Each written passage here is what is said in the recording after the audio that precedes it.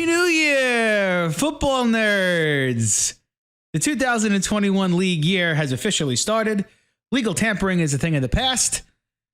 And people can start signing with their teams. Perfect Spiral is here to bring you the day one edition of the NFL Free Agent Frenzy, the official Free Agent Frenzy. And we are going to bring you everything. If you missed something, make sure you're here because we got it for you coming up here on this episode of Perfect Spiral. There's not going to be a lot of segments today, nor any segments, actually. We are just going to go straight into it. We're going to give you teams, players, grades on everything that we have encountered and seen so far. John is going to absolutely rip the Arizona Cardinals at some point during this podcast. I don't know why, but I'm sure he's going to get really excited about it. We will have everything you want and more. If you're a fan of any NFL team, be sure to listen in because Perfect Spiral has it coming at you now. Let's roll.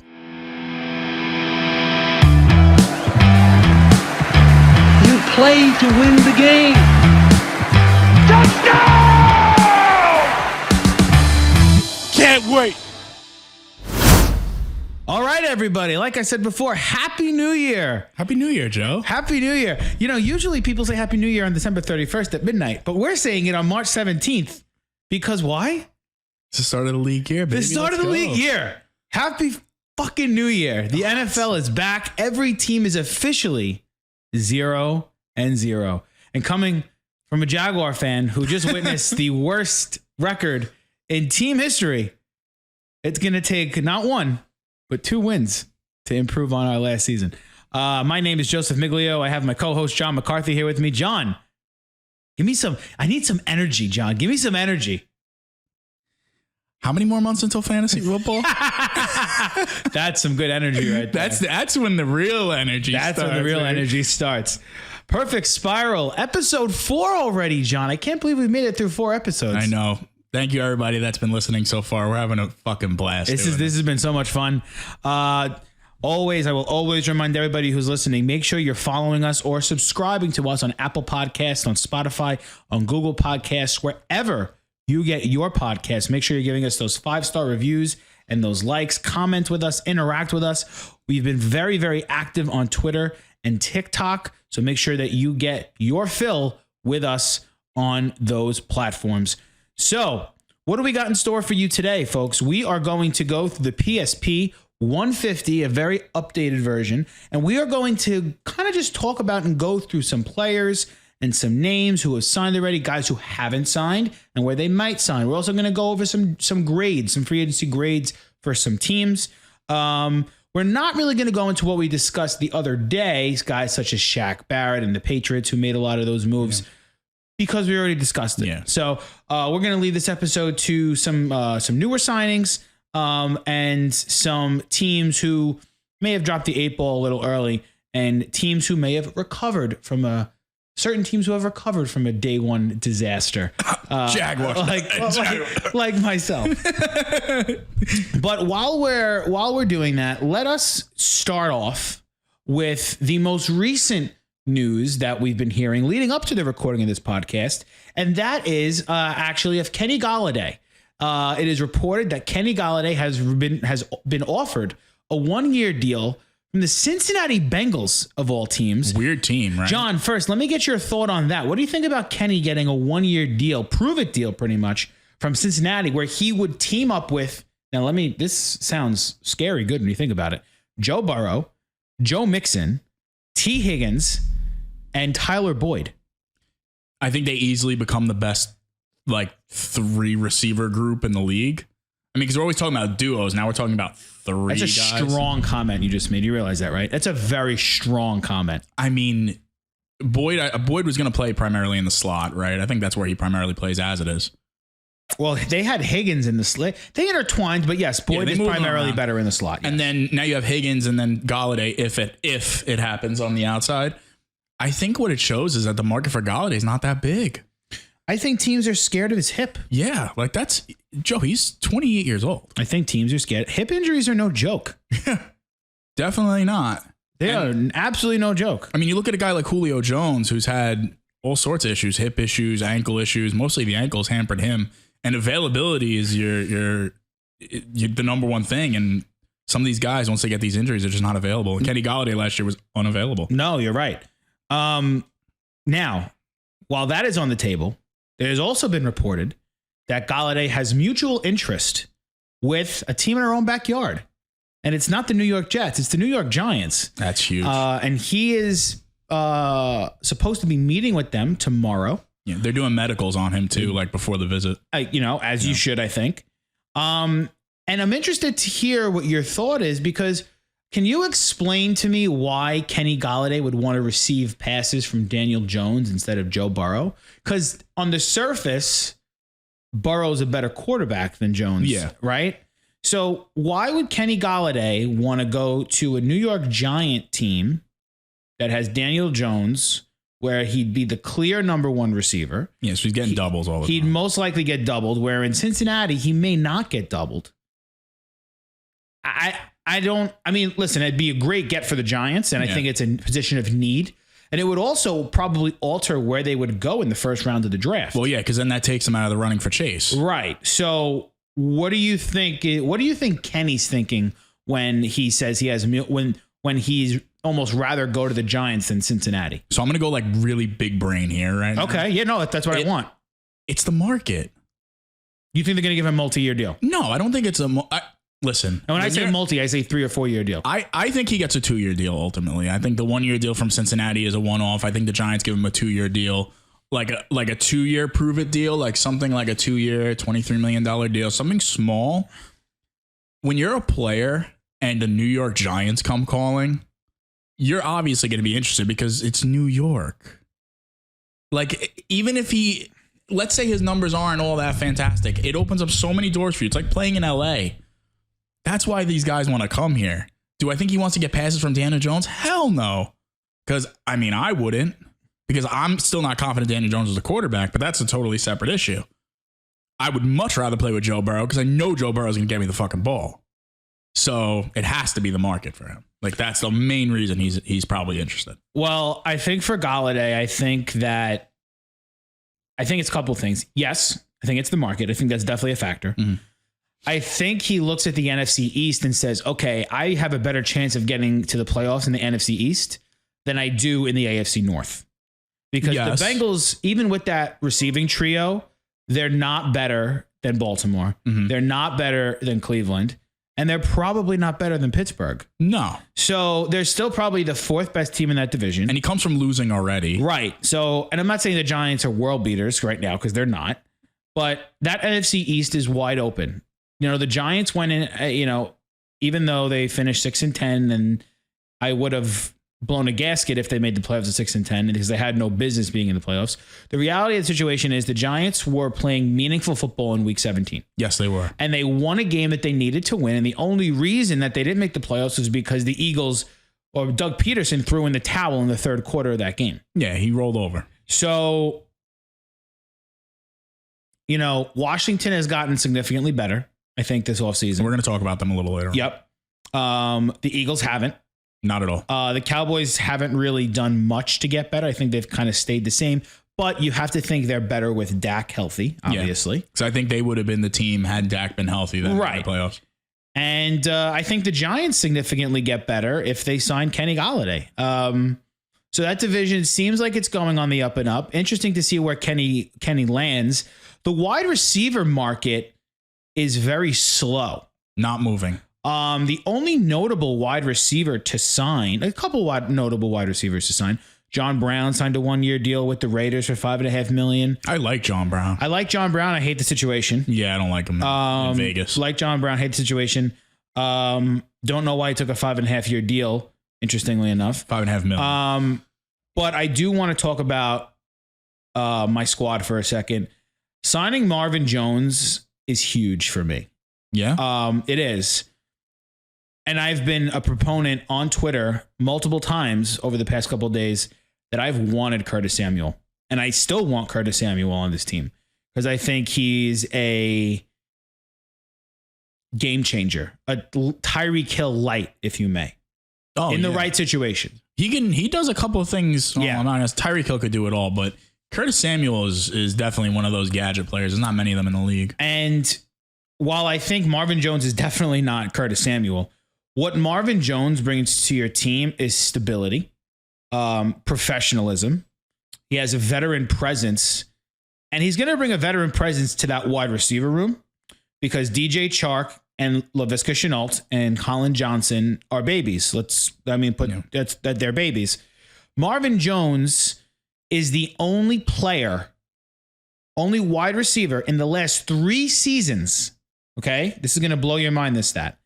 The only wide receiver in the last 3 years to score 9 touchdowns in each of the last 3 years. He's steady Eddie.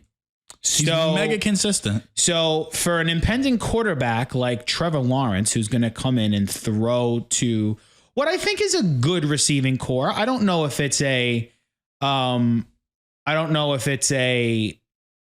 elite receiving core, but it's a young up and coming receiving core. I think John Brown. Listen to me. I think Marvin Jones is a very stable veteran. Mm-hmm. He's definitely a leg up from Chris Conley for sure. Oh yeah, for sure. DJ Chark, I think, is an elite receiver with the right quarterback, and he proved that a couple of years ago as opposed to last year. Mm-hmm. Laviska Shenault is a budding star, if I may say. I think he showed.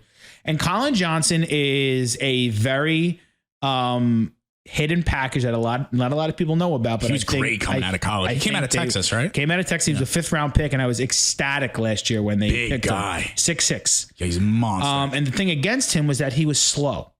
He's not a fast receiver. He's more of a slow receiver, but he's got big hands. He's great. He could be a really big threat in the end zone. Reminds me of a guy we just spoke about, Kenny Golladay. Yeah. So I think that signing Marvin Jones is good. And the rest of those signs, they traded for Malcolm Brown, the defensive tackle from the Saints. I thought that was a really good deal, really good trade for them. And then they signed Shaq Griffin at what seemed like nowhere. I thought the Jags were in on William Jackson. Mm-hmm. Turned out they were in on Shaq Griffin, who was a little bit higher on our top 150 board. It's funny because I texted you and I was like, it looks like the Vikings are in on him. And as soon as I sent the message, I saw that the Jaguars closed the deal. Yeah, and I think 3 years, $45 million. But more importantly, $1 million against the cap this season, which is huge. Yeah. We're seeing a lot of that with these contracts. We are. We're seeing a lot of that. But I think Griffin, opposite of CJ Henderson, is now a formidable duo. I don't think they're done there. They need a nickel corner. I don't think they want to put Sidney Jones, who was also a sneaky good sign. Sidney Jones was excellent last year when he was healthy. But I think the Jaguars are covered nicely. I think they still need a tight end. And I think Gerald Everett is a prime option for them. If they don't sign Gerald Everett, I would expect them. Now I'm going to go crazy here. I think they're either going to get a tight end with the first pick of day 2 or now I'm going to blow your socks off with this. If he falls to pick 10 or 11, I would not put it past the Jaguars to package both of their seconds and their latter first to move up to 10 and draft Pitts. You know, it's funny you mentioned Pitts because I would not put it past them. I really wouldn't. I was hearing some crazy stuff on the radio the other day on ESPN radio. I forgot where it was. Someone said he's not getting past 5. I saw a mock today where he went 4. Which would be the highest a tight end's ever gone. Yeah. When did Hockenson go? Hockenson went 8 or 9. Okay. Hockenson was still pretty high. Hockenson was high, but the thing about tight ends, historically, tight ends don't adjust well to the NFL. Yeah. Like at all. And not to go on a tangent about Pitts, but he reminds me an awful lot of Evan Ingram. He's got the same makeup, but the thing about Pitts is, I don't know if you watch Pitts at all this year. I saw a little bit of Florida. The dude has such good hands. It's ridiculous. Yeah. Such good hands. And the fact that Ingram, his hands were kind of skeptical coming out of college, but I'm telling you, Pitts you know who Pitts reminds me of? Aaron Hernandez. Oh boy. That's scary. That's who Pitts reminds me of. It's scary in multiple ways, but scary. and they went to the same college. Yes, Florida. Okay. So it's like, I see what you mean. I see where I'm picking up what you're putting down here. I see it. Listen, I watched actually a few Florida games, and he definitely stood out to me when he was on the field. He was excellent. He didn't look like a tight end to me. He looked like he's a big wide receiver. Yeah. That's exactly what he is. So that's what's going on there with Jacksonville, who up to this point has signed the most free agents, which I think they needed to do because they were 1-15 last year. Yeah. You could get worse, but they're not. Before we head into a couple of guys who signed, let's quickly go over guys who haven't signed yet and still are looking for homes, right? As of right now, right? change. So we already spoke about Galladay. Anthony Harris is still a free agent, but he has been rumored to possibly go back to Minnesota. So, John, what's your thoughts on the Vikings possibly getting back Anthony Harris? I'll welcome him back with open arms. Okay. It's one of the best safeties in the league. I think so as well. He was hands down. He is number 13 on our PFF top 150. Leonard Fournette still doesn't have a home. Will Fuller still does not have a home. Which I'm a little surprised. Teams are a little, yeah. Carlos Dunlap, Alejandro Villanueva, Melvin Ingram are all free agents still. T.Y. Hilton. But he has put up, there have been some tweets that have gone out from his teammates, former teammates as of right now, but teammates in the Colts organization who are expecting to have T.Y. back. Yeah, that's what I was seeing as well. Which would be interesting to see in Indianapolis. And other guys like Chris Carson, Juju Smith, Keanu Neal, James Conner, Mitchell Trubisky, who will definitely now have a new home after Andy Dalton signed with the Chicago Bears. Jesus. Curtis Samuel, we mentioned, Desmond King, David Andrews, KJ Wright, K'Wan Williams, who's our top slot corner on the market right now.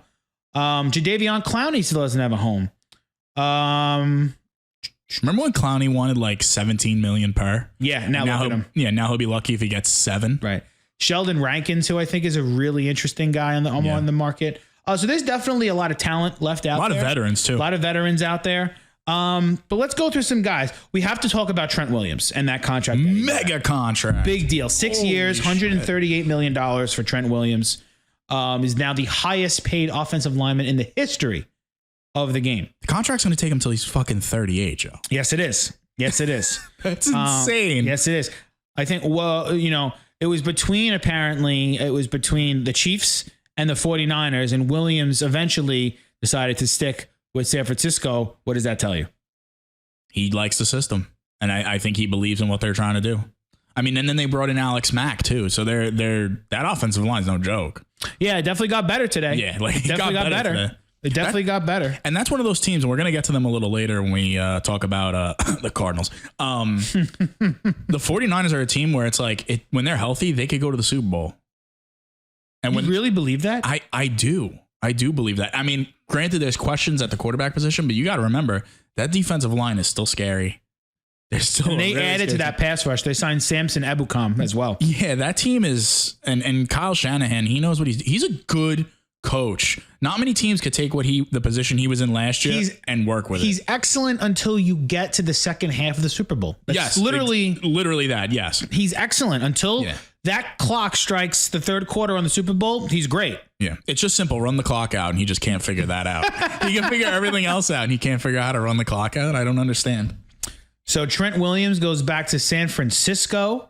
What else do we have? Give me something good. Give me something good. Trey Hendrickson signing with this. Let's talk about the Bengals for a second, okay. Right? Yeah. So the Bengals get Trey Hendrickson and they get Mike Hilton, which I think are two good moves. Two good moves. Great good moves. So they basically swap out Carl Lawson for Hendrickson, which I think is a wash, but I think Lawson's a little bit better than Hendrickson. I do. I think it's a slight downgrade. But Hendrickson is good. Hilton is a great slot corner. I think he's going to be really good. And then we talked about how they offered up for Galladay. So I think what this tells you is two things. I think ownership and the front office is putting a little bit of pressure on Zach Taylor and his coaching staff. Yeah. They want to see some sort of improvement, massive improvement this year, because the first year they went, 2-14 or something like that. 2-14. They were awful. And then they drafted Burrow. And even when Burrow played, they were competitive, but they were losing games. They were still like 1-5, right? Yeah. And then Burrow goes down with the ACL, and they finished like 3-13 or something like that. Yeah, it wasn't 4-12. So it really wasn't that much better. What I think the ownership wants, they really want to see a massive improvement. I think they want to see like 7-9, 8-8. God forbid I say 9-7. You're not going to see that until you improve the offensive line. That's what I want to see, right? And they haven't. I think it's interesting that they haven't signed an offensive lineman yet, which tells me they're 100% going O-line with that 5th overall pick, whether it's Sewell or Slater. But signing Hendrickson is a good sign. Signing Hilton is a good sign. They lost William Jackson, so they lost that cornerback 1 spot. They're definitely going to need to upgrade on that. Where do you think the Bengals go in the rest of this free agency period if they don't sign Kenny Golladay? I think they're going to be a little quiet, like you said. I think that they've done their moves. I think they're going to wait until the dust settles a little bit and see what they. I mean, they could go after Alejandro Villanueva too. I think that'd be a great sign for them. They need help everywhere, man. When you're 4-12, yes, you need help everywhere. And they, say they draft Penei Sewell, which I think that's where. Ultimately, you think that's where they go? Yeah, I mean, you have to. He's a bookend tackle. He's a guy you could have on that offensive line for 10 to 12 years. So, I mean, between him and then if you go for Villanueva. I remember they drafted Jonah Williams a couple years back. Jonah Williams, who's been not always the healthiest player. But he's been okay. Yeah, he's been okay. I mean, he missed his first season, and then last year he was okay. Yeah. So they're starting to try to do something. But again, like, of course, they went for the defense first. A little bit of a head scratcher. But their defense is bad, though. Yeah, their defense is bad. But again, but they have possibly the best safety in the league in Jesse Bates. Extremely underrated. Burrow, you just can't get Burrow killed. Not again. Not again. Because that knee injury was actually pretty bad. But it's going to be a long road for the Bengals, but I think they're doing the right thing. I think they're finally doing it the right way. Yeah, they're trying. But let's bring up a team that we've kind of been like talking about a little bit, but we haven't even in the early stages of this pod. But what I think they've done wonders so far, and who I think ultimately are going to be the team that actually lands Curtis Samuel, and that's the Washington football team. Fantastic. They have landed. They tagged Brandon Scherf, right? Yes. We spoke about that and how important that was. Huge. They signed William Jackson, who is an excellent cornerback. One of the most underrated corners in the NFL. Excellent cornerback. And I think the other move they made, they signed Ryan Fitzpatrick. Yes, I want to see if that's really who they go with going into the season. But if it is, it's an upgrade nonetheless. I mean, but okay, so why do you not like Fitzpatrick? I think Fitzpatrick makes that team the favorite to win the NFC East. Yeah, of course I do, but it's stable quarterback play. It is stable quarterback play. Fitzpatrick's going to leave it all on the field. He's going to give you 110% every single game. Like, that's just the guy he is. But I feel like in the draft, I'm curious to see if they're really going to draft the quarterback of the future. Well, I think now, unless Snyder really feels burned by the Haskins thing, and drafting a quarterback in the first round and that sort of thing. Well, he was the only one in that organization that wanted to draft Haskins, and that's why he picked him. Yeah, and that was he didn't listen to his coaching staff because he's an idiot. He really is. But I mean, they made 3 really good signings. I think Fitzpatrick is gonna, he's got. And that offense is sneaky good, man. It's sneaky good. Terry McLaurin's awesome. Logan Thomas, we saw what he did last year with subpar quarterback play. Antonio Gibson is a good running back. Yes, very good. And then they got McKissick to come out of the backfield to catch some of those passes. And if you put Curtis Samuel in that offense to go along with McLaurin, I think they got some things cooking there. And then you sign William Jackson, who is now a lockdown corner 1. They got a really good defensive line. Chase Young and Montez Sweat and those boys. I think Washington is really onto something there. And the reason I think Samuel goes there is because he goes back to I think Jacksonville was in on him. I think Miami is in on him heavily. Yeah, Miami would be nice. But I think ultimately him being familiar with Ron Rivera is going to help them land him. Yeah, I do. I think Washington is a team to watch out for. We said, and we've been saying since the offseason starts, if they were to get like an elite quarterback, they're Super Bowl contenders. 100%. I believe that. I know that you believe. Yeah, I'm all in on Washington. I think Washington is legit. And that's why I'm a little. Remember, they took Tampa Bay to the wire in that playoff game. Yeah, they did. And granted, let's say they had. I'm going to throw a name out there. This is going to sound terrible, but let's just say they had even Jimmy Garoppolo. Okay. They win that game. Okay. I mean, it's a lot of shade at Tyler Heineke. At Heineke. He tried. He did. I mean, listen, he's an extreme. You know what he proved? He proved that he can be an extremely serviceable backup. Yeah. That's exactly what he proved. Yeah, exactly. So Washington, and that's why I like the Fitzpatrick thing. I like Fitzpatrick. He's gonna throw for fun. If he plays 16, if he plays 17, I gotta remember. If he plays 17 games, he's gonna throw for 4,500 yards. Yeah, he's fun. He's gonna throw 20 interceptions, but he's gonna throw 30 touchdowns. But that's part of the issue here. So it's like, all right, now Jameis Winston light. Yeah, exactly. But it's just like, I don't know. That if they draft, let's just say if they draft Mac Jones, right. I think Mac Jones. I'm not saying he's gonna win a Super Bowl in his rookie year because that's impossible. I think that he won a year, 1 year, 2 years, 3 years. Sits. What? You think he sits if they draft? I think Mac he Jones? sits year one until Fitzpatrick messes up, which is just a story of his career. At some point, he's always going to mess up. And then the guy that they drafted to be the successor is going to come in like what happened in Miami. Right. Mac Jones for them just seems so perfect. Like that's the guy that could take them over the top. Right. Not yet. In the future. Right. He's the guy. I'm really glad that you brought up Miami because that's where actually I was going to go next. Miami's been relatively quiet this offseason so far. And I know a lot of Dolphins fans are clamoring for them to make moves because they finished 10-6 last year and they missed out on the playoffs. That's how strong the AFC is. And I have a little tidbit about the AFC I want to give you later. Remind me if I forget. Gotcha. Yeah. But obviously Fitzpatrick's not there anymore. They signed Jacoby Brissett to be the backup now for Tua, which tells me that so they're not going to do this, tap out like, hey, we're going to tag out Tua and we're going to now, bring in Fitz because they're not going to do that with Brissett. Mm-hmm. Brissett's not the thrower that Fitzpatrick is. So it's all Tua all the time, which is fine. I love Brissett though. They want to trust in him. Brissett's a pro's pro. Yeah, he's a nice. He's going to learn a lot from Brissett. Tua will. But Miami needs a running back. Miami needs another wide receiver. Miami needs, I believe, linebacker help now with Van Noy being officially released. Why have they been so quiet? What's going on with Miami? Why have they been so quiet so far? What are they waiting for? Miami fans really want Juju. They really want Curtis Samuel too. Yeah, they really want one of those receivers. I think the weird thing with the receiver market is that the two guys at the top, Galladay and Juju, are commanding high double-digit money, and teams are like, no, thank you. Because you could go out and you could sign a guy like John Brown, like Vegas did. John Brown's a good receiver. When healthy, yes. When healthy, he's a very good receiver. I mean, and you look at Emmanuel Sanders for Buffalo. 1 year for like $6 million? Yeah, like you could sign a guy like that, and he helps your organization because they're good players. Right. You're going to pay $16, $17 million a year for Juju?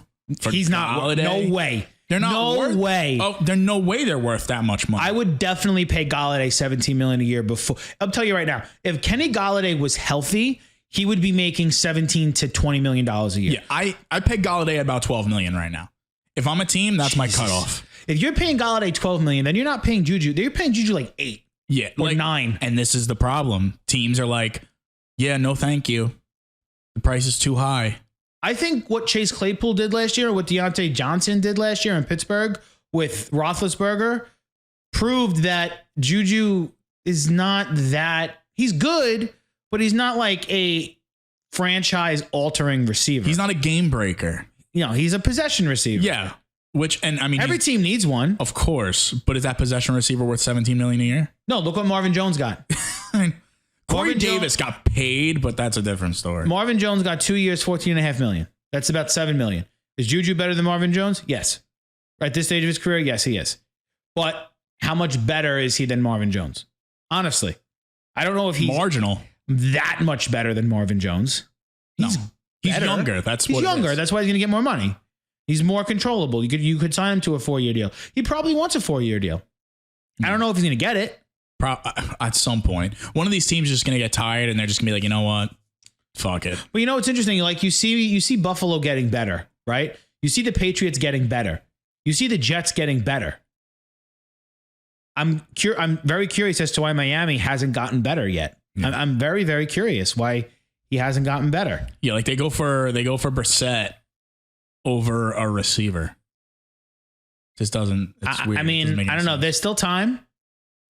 Obviously, there's still time, but I'm a little worried about the Finns at the moment, if I'm being honest. I want them to do well. I want them to be relevant again. But when you're seeing every team in your division get better and you're not, I mean, the Patriots were what, 7-9? The Dolphins were 10-6 last year.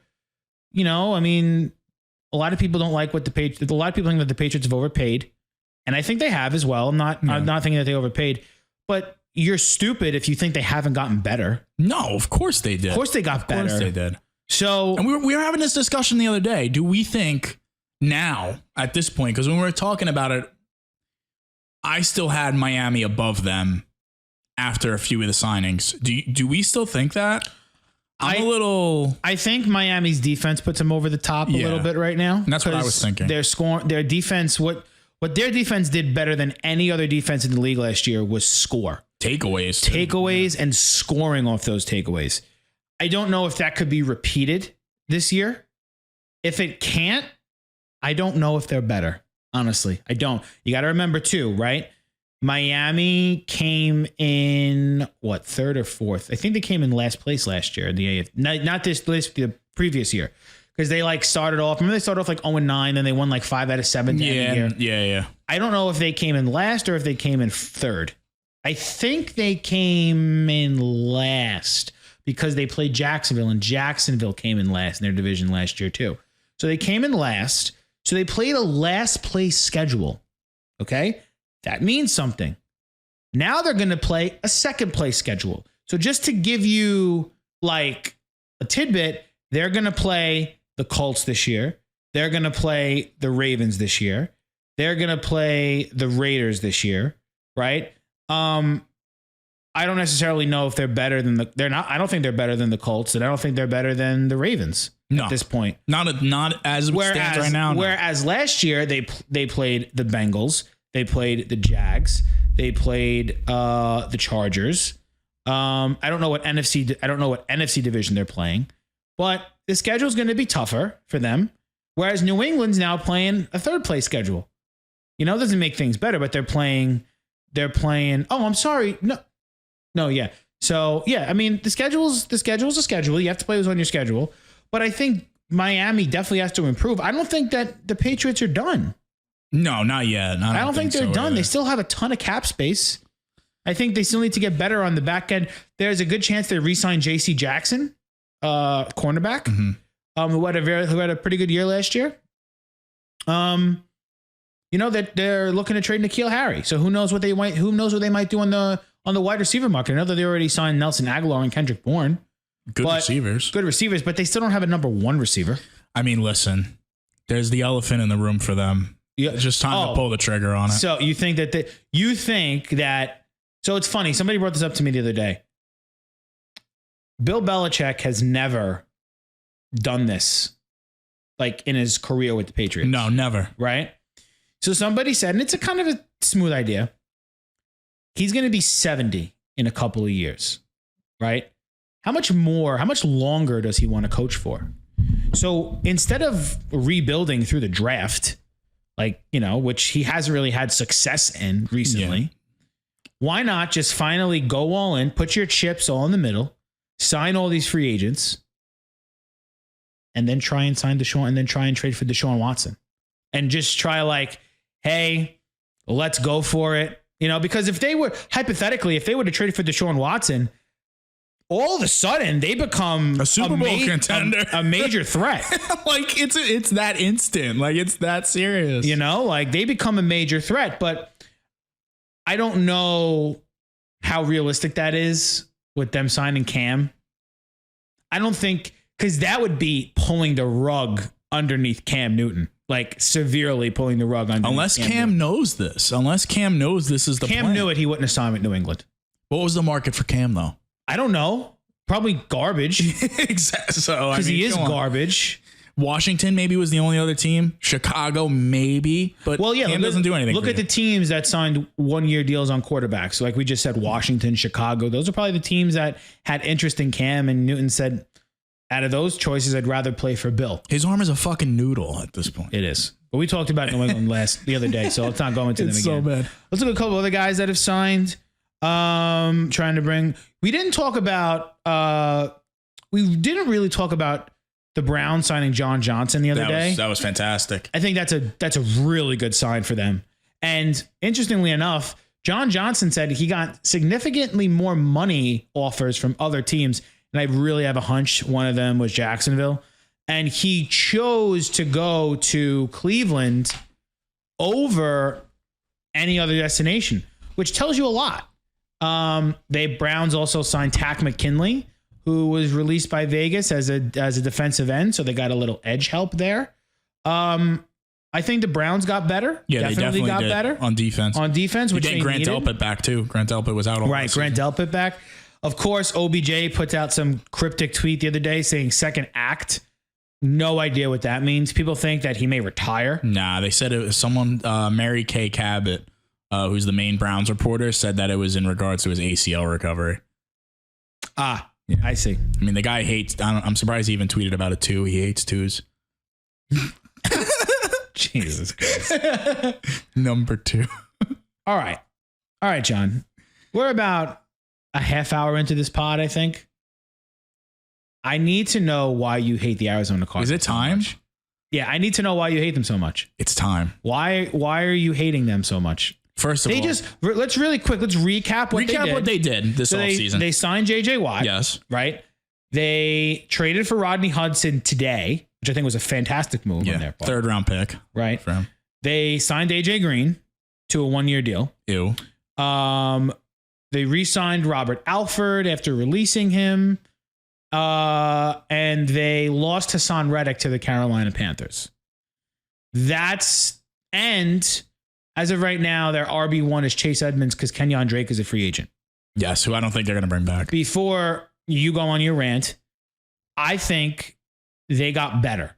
I think they got some well-needed veteran leadership in that locker room with AJ Green and JJ Watt and Rodney Hudson. They got way better on the offensive line with getting Hudson. He's a leader on the offensive line. They got better on the defensive line with Watt. I don't really necessarily think they got better at the wide receiver room with AJ Green. I think he's over the hill. Over the hill. He's definitely over the hill. But they're clearly trying to go for more veteran presence. So I think that's going to serve them well because they tailed off at the end of the year where maybe if they had some more veteran leadership, they might not have. But I'll let you go. Tell me why you hate what Arizona's done so far. It's one man. Cliff fucking Kingsbury.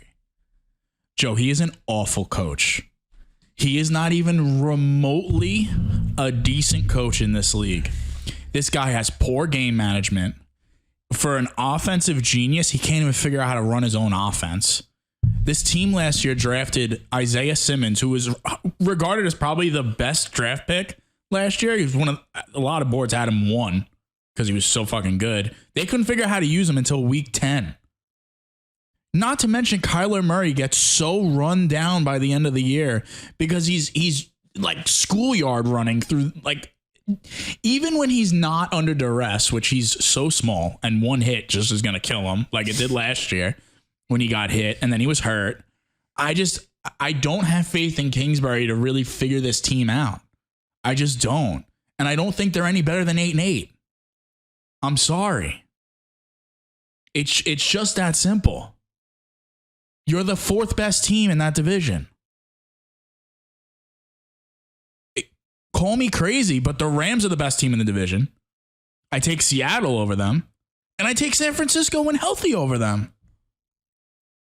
Am I wrong? No. I don't know.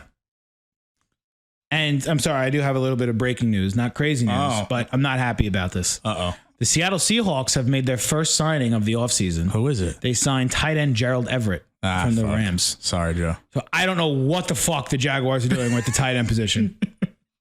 I have no fucking clue. Not a clue. I'll play tight end because I have no idea what the fuck they're doing. Like tight end was like a position of need. And Urban Meyer said, we're going to rebuild the tight end room. With who? Somebody fucking left. We're breaking news here. Sorry. Go back to Arizona. I'm sorry to cut you off. I just needed to get that out. Fucking ridiculous. They're the fourth best team in the division. And it's as simple as that. I disagree. I think they're the third best team in that division. I think they're better than San Francisco right now because of Jimmy Garoppolo. I think Kyler Murray's a better quarterback than Jimmy Garoppolo. I think that they finished, 8-8 last year? Yeah. Arizona. I think they're better than that. I do. I think they're a better team than that. I think for them to get over the hump, they need to. I think they went 1-3 last year against. 1-3 last year against the Rams and the Seahawks. They need to do better than that. It's a big deal. They need to do better than that. And they're not better than the Rams. No, they're not. But and the Rams did get a little games worse. are for grabs. Division games, wacky things happen in division games. I never bet division games ever. Yeah, that Seattle-Arizona game last year, both of them It was great. crazy. Remember that game? Both It was of them one are of the best games of fantastic. the year. Mhm. Yeah, came right down to the wire. But listen, Kyler, I think he's good. So let me ask you a question then. The roster that they currently have, you replace Cliff Kingsbury with Mike McCarthy. Are they a playoff team? Mike McCarthy, the game passed him by too. Okay, so maybe give me someone more new. Okay, give me somebody more new. You replace him. I'm trying to give you like a coach that's like not great. Like, You know what? Let's talk. Wait. Before you have somebody in mind, because I had somebody in mind. shoot, go ahead. Who's the coach? What's his name from Oklahoma? Oh, Lincoln Riley. Lincoln Riley. If you put Lincoln Riley as the head coach of that team, they win 10 That's who games. coached Kyler Murray. in Yeah, college. they win 10 games. You think he's that bad? I think Cliff Kingsbury is that fucking bad. The guy can't game manage. He like does. There was a reason you got fired from Texas Tech, and there was a reason nobody wanted you. I think the one thing that I go back to with him is that the Cardinals are the most undisciplined team in the league. They had the most penalties last year Yeah. for the second year in a row since he took over as coach. And he's just looking at his spreadsheet like, oh, which air raid thing am I going to do now? It's like, bro, just stop. Just stop. Well, I think maybe they could benefit from a running game. Yeah, I mean, Why don't they which go- they abandoned last year? Why don't they go sign a Chris Carson or a Leonard Fournette? I think signing a Lenny or a Carson would do wonders for that offense. Because they're more interested in signing J.J. Watt, who's going to give you 5 sacks and play 12 games. I don't know. Chris Carson would make the most sense because you need a run game. Like, if you want to start throwing the ball like that, you need a run game. Kenyon Drake, they abandoned him last year. Remember how high people drafted Kenyon Drake? But he wasn't good last year, John, either. No, he was terrible. He wasn't good. Chase Edmonds was way better than him. Far and away better than him. And they want him to be the RB1. Which I don't know if he's an RB1. I don't know if he's an RB1. I don't know if Chase Edmonds is an RB1. I think he's more of like a scat back. I don't think he's an RB1 either. That's fine. He could catch passes. He could catch 70 balls out of the backfield. No, he's no Austin Eckler. No. And honestly, I don't even know if Austin Eckler is a great RB1. I don't think he runs the football that well. Not anymore. But he's thought so last an year. amazing fantasy option because he's going to catch 90 balls out of the Yeah. backfield. Yeah. But, I mean, I don't know. Leonard Fournette would be a big signing for them. Leonard Fournette would be great for them. Gives them stability at the position. All these good teams, they have one thing in common. They have stability at every single position. It's not a revolving door, you know? Like, it's just not. Like, take a look at the Rams, right? And this is even before Stafford got there, right? Jared Goff, stability, right? They had Todd Gurley. They had stability. Wide receiver room, Cooper Kupp, Robert Woods, Josh Reynolds, stability. Offensive line, stability. Defensive line, Michael Brockers, Aaron Donald, Dante Fowler, who else they had? Stability. Leonard Floyd, the linebacker. The secondary, John. This is all before they all left. John Johnson, Troy Hill, Jalen Ramsey. Stability. They just had stability at every position on the football field. Every single one. Look at Tampa Bay this year. Every position. It wasn't like, we have to switch corners because this guy sucks. No, they were stable at every position. I feel like the guy who started in week 1 was the same guy who started in week 17. Yep. Same thing with the Chiefs. Like, there's no and if or buts with the Chiefs. You have this guy starting, and this is who starts every week. And that's that was the problem. One of the problems with the Cardinals. Before they signed AJ Green, who was your wide receiver too? I mean, Larry Fitzgerald, Christian Kirk. And Christian Kirk can't stay healthy. I know what you're saying, that they don't have, still in my eyes, they don't have stability yet. I don't think they have stability either. The more I talk about it, the more I find myself agreeing with you. I don't hate the moves though. No, I like the moves. I think they were aggressive and they did what they needed to do as a franchise. Steve Wilkes, I think, is the GM. No, Steve Wilkes. No, Steve Wilkes was that old coach. Yeah. He was the coach. Steve Keim. Steve Keim, GM, did a great job. He did. Listen, Rodney Hudson's available. You make the deal. That's it. And they did it. JJ Watt, go get him. Fantastic. AJ Green, he has one leg. Who cares? Go get him. I mean, whatever. They made moves, but you're still the fourth best team in my eyes. Yeah, I hear you. I do. I get it. I understand. Makes sense. Okay. All right. Sorry, Arizona. Yeah, I know. We went West Coast a little bit. That's fine. We did. One last team I want to hit on, because I clearly have no clue what they're doing. We just brought up Rodney Hudson. I want to just kill the Raiders again, because like, what the fuck are we doing in Vegas? Like, they got rid of, they're looking to trade Gabe Jackson. They traded Rodney Hudson. They released and re-signed Richie Incognito, which is fine. But like, what the hell's going on there? What the hell?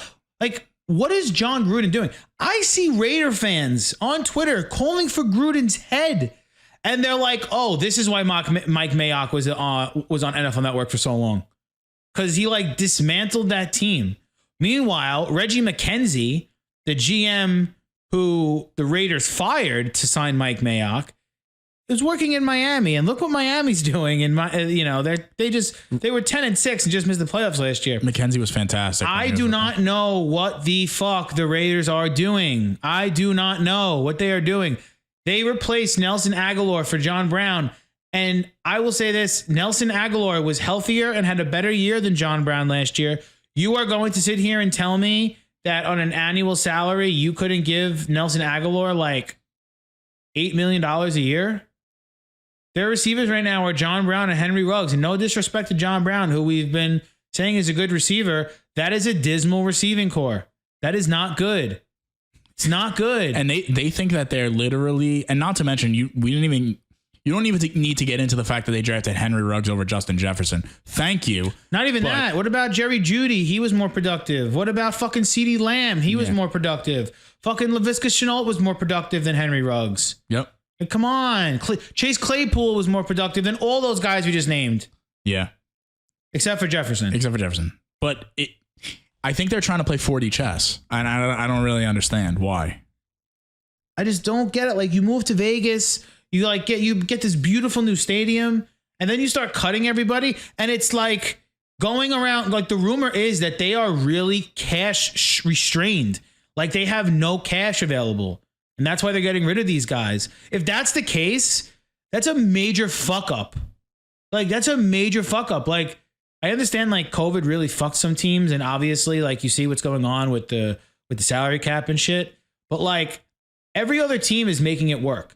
They're restructuring contracts. Players are willing to take less money this year so they could help their teams make moves and win. You're telling me you can't sit here and tell me that Vegas couldn't restructure with Gabe Jackson? Vegas couldn't restructure with Rodney Hudson? They couldn't sign Nelson Aguilar to a 2-year, $26 million deal that the Patriots signed him to and said, hey, can you make like $2 million next year so we could backload the contract next season? It's just poor front office work. It's poor management. It's exactly what it is. And I don't fucking understand it. You're playing in a division with the, perennial Super Bowl AFC threats, the Kansas City Chiefs. You're playing with an up-and-coming team in the Chargers with Justin Herbert, right? They're not going to get any worse. No. You're playing with the Denver Broncos team who made some nice moves. Still is a question at quarterback, but it was reported today that Deshaun Watson's preferred two destinations are San Francisco and Denver. So if the Broncos were to pull off a trade for Deshaun Watson, Hello, you're the fucking doormat of that division for years to come. Not like next year, for fucking years to come. Like, that division's going to have Mahomes, Herbert, and Watson. What are you going to do? Sit there and jerk off for 7 years? It's hilarious. Like, I'm sorry, but like, you know, and Gruden's going to sit there with his stupid fucking smile. I mean, like, Chucky. Like, come on, bro. Like, I genuinely feel bad for Derek Carr because I think he's a decent. I think he's good. I think he's a decently good quarterback. And he proved he was a good quarterback last year, I think, too. He had some really good games. He's extremely accurate. It's like 72% last year. But they're royally screwing him right now. Yeah. I really don't like what they're doing. And like, they can't draft for shit. They can't do anything right. It's just, and not to mention Carr was in trade rumors and let's get rid of him. Oh, he's not our quarterback. You guys can't, you guys are going to have Nathan Peterman as your quarterback if you keep this up. And can we just laugh at Yannick Ngakoue, whose agent turned down like $18 million from the Jaguars. Now he's making like 11. Yeah, well, that's what happens. Idiot. All right, John, we've spoken about some teams. We've spoken about some signs. Let's do, what are we clocked in here right now? What are we at? Like around 50 minutes? Yeah, we're about 50 minutes in. 50 minutes in. All right. I'm going to give you some. Oh, that's a phone drop. That's what that is. Uh-oh. Is that news? That's not news. News report. No, we brought you some. Oh my God, the Gerald Everett deal was a 1 year, $6 million contract. Oh God, Joe. That tells me that the Jaguars didn't even want him. That's what that tells me. I'm sorry, Joe. I know. I just don't know what they're going to do. They have to. They have to. That tells me that I told you this before. They're definitely either picking a tight end with the first pick of that day 2 pick, or the other third option is they try to fucking trade for Zach Ertz. What about Kyle Rudolph? I don't love it. Yeah. I like it. I like it as like a veteran in the room, but I don't love it. Anyway, we're getting away from what we want to do here. All right. I'm going to give you some names. Hit me. And you're going to give me some grades. I'm going to give you the contract as well. So before you do that, you know, I'm going to go to somebody we haven't really spoken about. So wait, are we going team grades right now? Sign grades, not team grades, just sign grades. Like, I'm going to give you a guy. I'm going to give you here. Like, I'll give you this.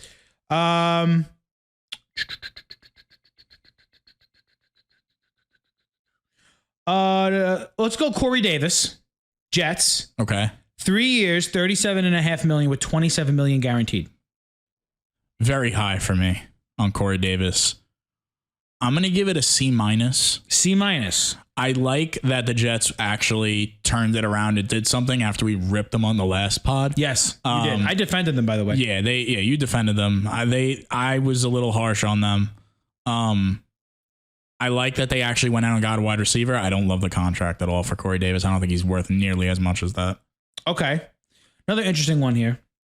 Tyrod Taylor signing with the Houston Texans. 1 year, $12 million contract, could make up to 12, but $6 million guaranteed. Solid if he's going to be the quarterback. If he's going to be the quarterback. Do you think he's going to be the quarterback? Yes, I think Watson's going to be traded. Okay. Any day now. I'm going to give that one. Houston's done so many like small weird moves. I mean, that's probably one of the better ones they did because they're preparing themselves for the idea of not having Watson. And even if you were to trade with a team, let's say the Panthers, for example, and you were able to get into the top 10 and draft a quarterback, Tyrod Taylor has always been a pro's pro as well, just like Fitzpatrick. So I'm going to give it a B-. B-. Okay. Here's one we really didn't talk about this deal, but I think it's important we talk about it now. Hunter Henry to the Pats. Yes, unexpected, that one. 3 years. Again, almost the same exact contract that Corey Davis got. 3 years, $37.5 million. I love that deal. But I feel like there's a but. So, all right, I love the deal, but it makes me hate the Jonnu Smith deal even more. Because I feel like Hunter Henry's better than Jonnu Smith. Okay. I'm going to give that one an A-. I think that was a really good deal. Okay, interesting. I see what they're trying to do over there in New England. So let's go in your backyard. Dalvin Tomlinson, 2 years for $22 million. Unexpected. Definitely unexpected. Vikings fans are pretty surprised by this. Shamar Stevens is gone as a result. He's a really good player for us. Apparently, from what you've been telling me, he's underrated and is going to really help a team when he signs. Yeah. He's going to sign for not much money, and he could definitely help a team. Okay. We're going to get Michael Pierce back. Michael Pierce sat out last year because of COVID. It wasn't the number one thing I think we needed on the team. Okay. At that point in time, I still felt like offensive line help is big. But for what we got him for, I think he could have actually definitely gotten more than what we gave him. I mean, the $20 million guaranteed was the big deal. I'm going to give it a B-. I like it. Okay. I'm going to give you two more. I'm going to give you Marlon Mack, 1 year, $2 million, back with the Colts. I love it. I like it. You like it? I like it. I mean, talk about a good running back room. Yeah, talk about a good running back room when he comes back. I mean, he's going to rehab there. I'm sure he didn't want to go too far. 1 year, $2 million. The Colts have been quiet. That's their only move they made. Yeah, but I understand why they're quiet, because they're going to have to re-sign Quentin Nelson. They're going to have to re-sign Darius Leonard. They have to re-sign their own, so I can understand why they're quiet. Marlon Mack is a solid guy. I give that one a B. Okay. And here's one I was interested in. I thought this guy had a good year last year, and he signed for peanuts. He got less money than Gerard Davis. Jayon Brown signed with the Tennessee Titans for 1 year, $5.5 million, which I think is a steal. Personally, he was pretty high ranked. He's linebacker, right? Yes. He was very high ranked with Pro Football Focus. He was. He had a great year, according to them. Yeah, he was fantastic. So, I mean, for the dollar amount and for what they got him for, I mean, 1 year, you said, what, $5.5 million? 5.5. I mean, if he has another big year, he's going to get mega money. I think that's what I think that's why he signs that contract. Yeah. I mean, look at Bud Dupree didn't get that much either. What did Bud Dupree got a lot? No, Bud Dupree got a ton. Bud Dupree, where's Bud Dupree on my list? Bud Dupree. This is a total side note. Bud Dupree got 5 for 85. No way. Yeah. It was that big? Let me see. I'm going to make sure about that really quick. Wow. That's insane. Bud Dupree contract. Here we go. First one. Bud Dupree will make bank with the Titans. Oh my gosh. Bud Dupree. He will be making $16.5 million a year. Wow. I think that's a terrible sign. That is. I don't think he's a terrible player. No, I think that's. I think though he's coming off an ACL, I believe, right? Is he? Or Achilles? That's what it was. Achilles. That's insane Achilles money, injury. Joe. Yeah, it's a lot of money. A lot of money for Bud Dupree. A lot of money. That is the third biggest contract of all the contracts given out so far. Dax, Trent Williams, and then Bud Dupree's. Wow. I didn't know it was that large. I thought it was like 3 years, 16.5. Bud Dupree made more money than Leonard Williams, made more money than Corey Linsley, made more money than Trey Hendrickson, is making more money than Joe Thuney. Wow. Joe Thuney signed 5 for 80. Yeah. Oh, and total side note. Well, real quick, let me just give my grade on Gerard Davis. I think it's a B. I think it's fantastic. Great player for them. Okay. Right before we came on, too, Kyle Long signed with the Chiefs. The Chiefs. Yes. So they replace Eric Fisher and Mitchell Schwartz with Thuney and Kyle Long. I think it's a slight upgrade, honestly. So I think it is too. I mean, a slight upgrade. Let's see how long Kyle Long could stay engaged with football. So that makes me bring up my AFC point really quick, and this will be the last thing before we dip for today. The AFC. There's been 145 or something around there. I think 140, 145 free agents that have signed. The NFC has signed 55 or 50, and the AFC has signed 95, which is a huge disparity. Yeah, it's huge. But I think what it tells you is right now the AFC is much better than the NFC is at the moment when it comes to talent and teams.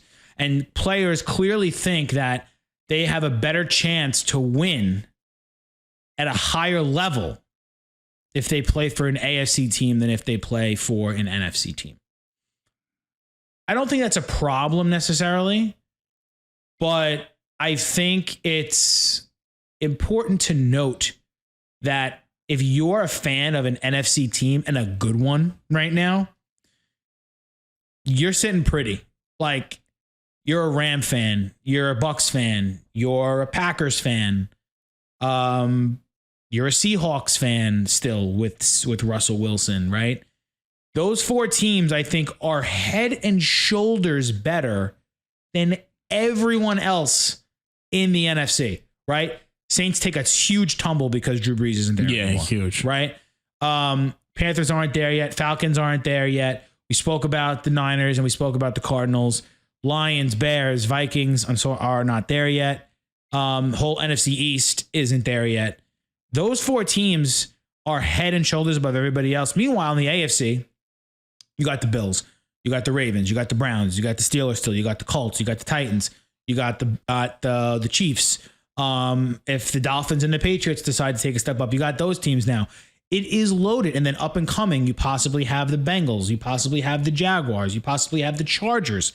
All these teams with young quarterbacks. The Jets possibly with these young quarterbacks coming in. The AFC is going to be loaded for years to come. Yep. Like it is going to be, if you're a fan of an AFC team like myself, it is going to be an absolute dogfight. Dogfight for years.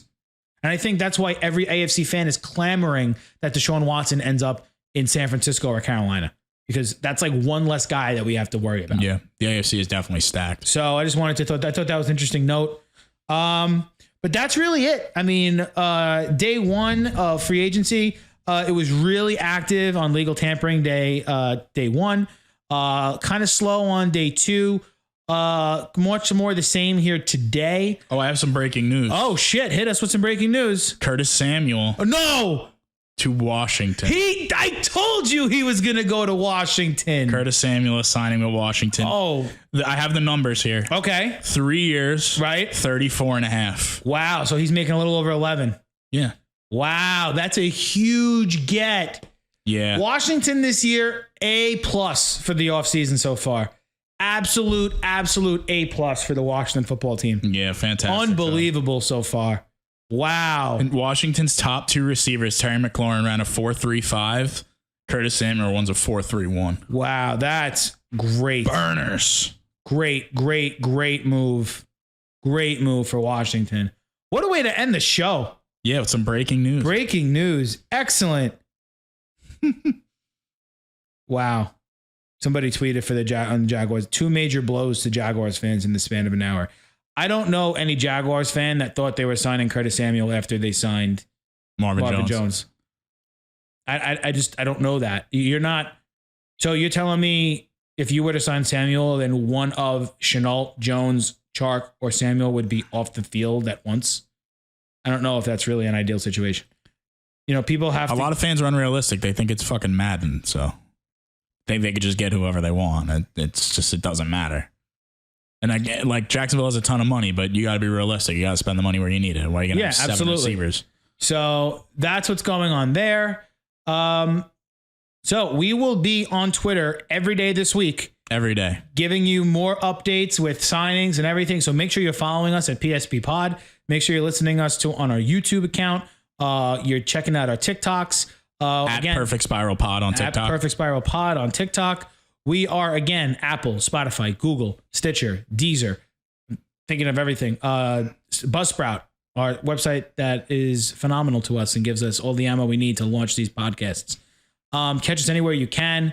We will be coming at you.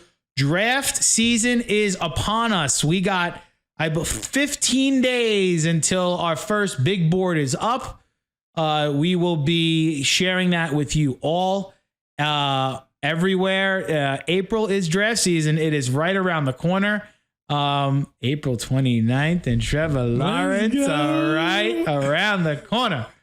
But we got about 2 weeks more free agency before we put that on the back burner. So make sure you're with us for all of your team's updates. We got you covered everywhere. And that's going to do it for today. Hope you guys enjoyed the show. And that's really it. John, this has been fun. A blast. NFL season 2021 is underway. Can't wait to see what happens next. It's going to be great. I know, me too. For John McCarthy, my name is Joe Miglio. Perfect Spiral, out. Take care, everybody.